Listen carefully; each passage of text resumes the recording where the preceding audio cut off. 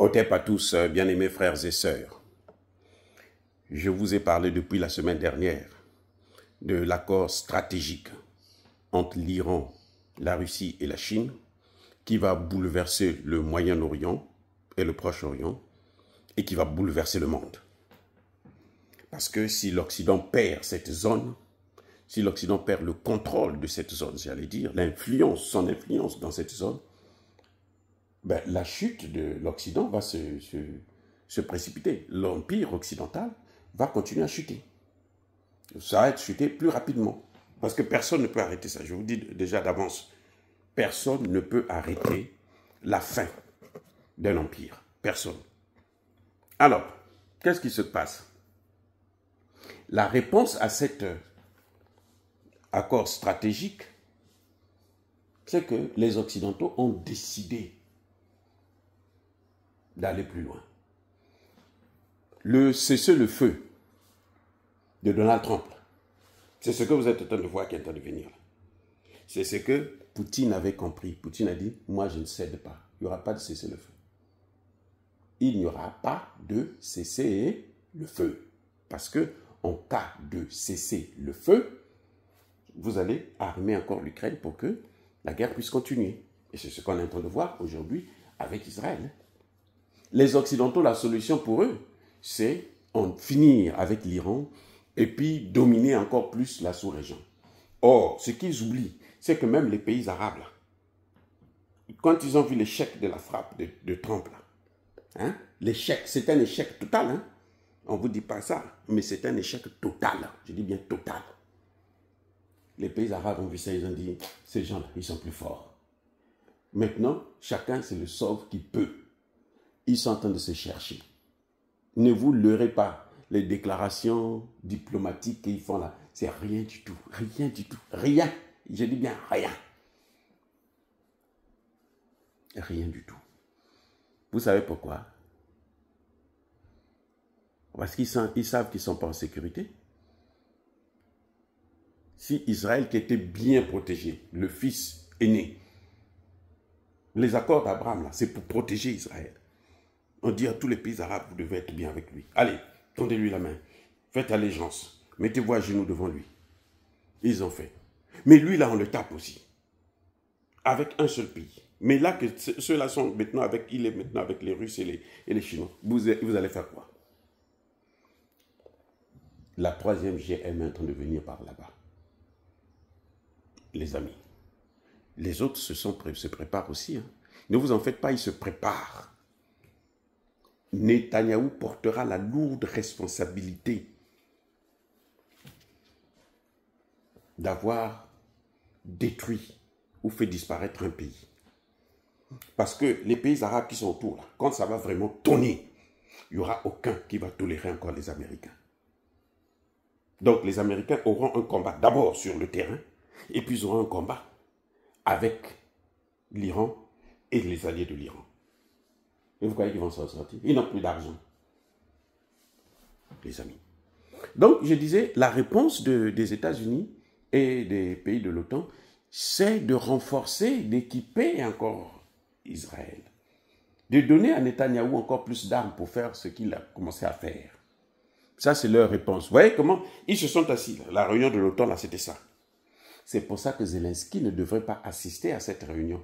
Parce que Zelensky, s'il assiste à cette réunion, il va savoir que non, mais lui, on l'a lâché complètement, on l'a abandonné dans les mains de Poutine, on l'a sacrifié, et que, ben, on l'a manipulé, on a joué avec lui.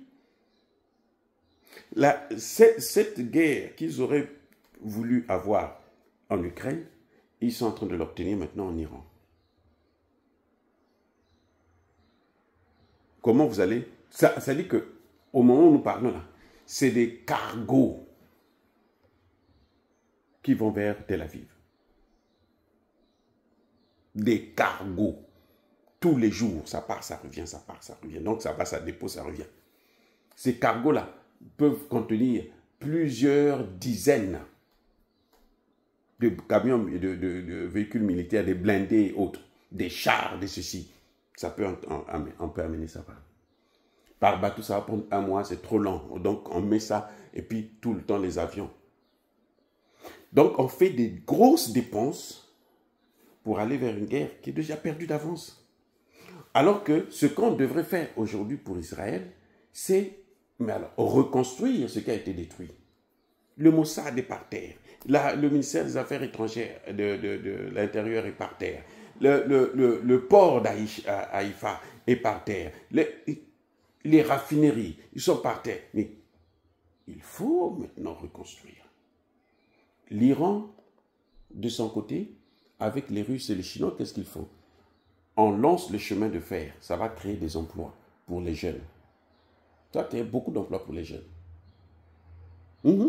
La construction d'un TGV qui va partir de Téhéran jusqu'en Turquie, de Istanbul, et de Téhéran jusqu'au Pakistan.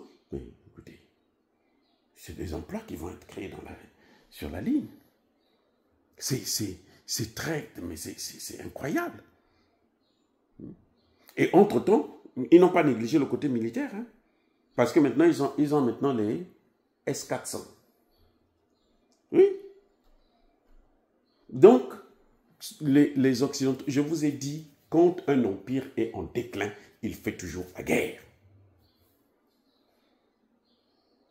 Vous n'avez pas vu Emmanuel Macron avec le Mali? Qu'est-ce qu'il a voulu? Avec le Niger? Qu'est-ce qu'il a voulu? Avec le Burkina? Qu'est-ce qu'il a voulu? Ce n'est pas la guerre? Parce qu'il est en déclin. Parce que les autres veulent prendre maintenant leur autonomie. Lui n'est pas d'accord. La seule façon puisqu'il sait qu'ils sont dans leurs droits, donc la seule façon pour lui d'essayer de freiner un peu et tout machin, c'est de faire la guerre. Mais on oublie qu'en faisant la guerre, quand on va perdre cette guerre, on va s'enfoncer encore plus grave et on sera encore plus pauvre. Lorsqu'il y a eu tout ce qu'il y a eu, la chute de l'empire anglais et français, la chute a été amortie par qui? Par l'Afrique. C'est à cause de l'Afrique. C'est pour ça que les Américains ont signé des accords avec la RDC. C'est pour ça. Ce n'est pas parce qu'ils aiment la RDC. Non. Quelqu'un qui pendant 30 ans vous a massacré 9 millions à travers Kagame, 20 millions de personnes à travers Kagame, vous croyez qu'il vous aime? Il faut être fou pour venir dire ça aux gens. Vous croyez qu'il vous aime? Non. Donc, on est en train de partir là vers mais une situation terrible. Terrible. Je dis bien terrible. Les amis. Ce qui est en train de venir là. La réponse, elle n'est pas adaptée, ce n'est pas la bonne réponse. La bonne réponse aujourd'hui, Israël a besoin de l'argent pour reconstruire le pays et puis maintenant signer la paix avec tous les pays aux alentours. Parce que la paix qu'il y a là, les accords d'Abraham, ce n'est pas la paix. Hein? On a imposé aux pays arabes de le faire. À l'époque, la Russie, comment on appelle ça? Les États-Unis étaient le maître du monde. Nous, on était dans l'unipolarité. Donc, les États-Unis, quand ils disent, là, tu n'as pas où aller, maintenant, ils ont comment on appelle ça? Hein? Une alternative. Est-ce que vous avez compris? Maintenant, à l'époque, quand ils signaient les accords d'Abraham, il y avait encore l'unipolarité. La guerre en Ukraine n'avait pas encore commencé. Vous comprenez?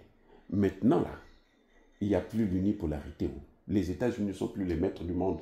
Ils ne sont plus les gendarmes du monde, même si ils revendiquent ce statut. Ils ne le sont plus. Et donc, les choses ont changé. Ce qui revient à dire que, vous savez que l'Arabie Saoudite est aux portes des BRICS. Donc, si ça tonne là, et qu'ils voient que c'est en train de chuter là, mais ils vont tous abandonner. L'Égypte est déjà aux BRICS, alors que l'Égypte, c'était le pays où les États-Unis investissent le plus au Moyen-Orient. L'Égypte que vous voyez. Les États-Unis mettent des milliards. Et ils sont membres des BRICS. La multipolarité est devenue un fait réel. Ça ne se discute plus. Donc, quand les mêmes là vous font souffrir, qu'est-ce que vous faites? Vous partez chez l'autre. C'est tout. Voilà ce qui est en train d'arriver. Soyez bénis.